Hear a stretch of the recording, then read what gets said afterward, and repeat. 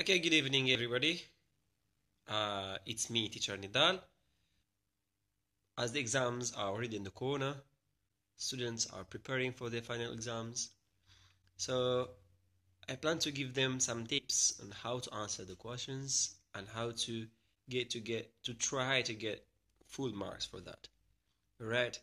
Because the IGCSE Global Perspectives is just new to the school, and students may find it harder a bit to be able to talk about their own perspectives, about the national and international perspectives. So it's kind of difficult a bit. For this video, I'm letting my friend explain more on how to get prepared for the final of the Global Perspectives exam. Okay, let me give a short brief about the Global Perspectives in our school. Not only in our school, in all the schools actually, mostly, yeah, because it's a Cambridge. It talks about affairs. It talks about the current affairs, and mostly it covers whatever happening now in Middle East, in generally in Africa, in Asia. Right? It talks about communication. Okay, it touches about migration. Okay, and it talks more about the United Nations and their roles in actually managing and controlling or whatever actually happening. One of our classes actually we talked about the United Nations. We talked about the United Nations Assembly and how actually it was created, their jobs, what they do, and everything we have covered. But for today's video, since students actually are already preparing for their final exams next week, so I'm going to give tips on how to score more. I'm letting my friend explain more on how to score. Don't forget to comment and like, and if you have any suggestions of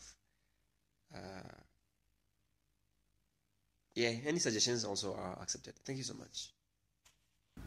So hello, and today we're going to be going through Global Perspectives, CIE, IGCSE Global Perspectives, and we're going to go through some tips on how to score A star in your exam. So I'm firstly going to go over an overview of 3 main tips that you can keep in mind when you're doing the exam. So firstly, remember the magic number is main 3 things that you should keep in mind. Firstly, the magic number of 3. Secondly, having a balance, a structure, and always coming to a conclusion. And thirdly, talking about local, national, and global things in your answer. First, we're going to go over an overview of 3 main tips that you can keep in mind when you're doing the exam. So firstly, remember the magic number is 3. So whenever you're asked to do any question, you can always give 3 points that are developed, and then you can basically get full marks. And you can also have a range of undeveloped points too, but always keep in mind 3 points. Just think 3 main points and develop it, justify it, etc.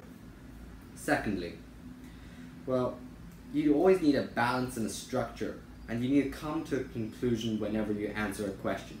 So I usually start with talking about the strengths, then the weaknesses, and then coming to a big conclusion.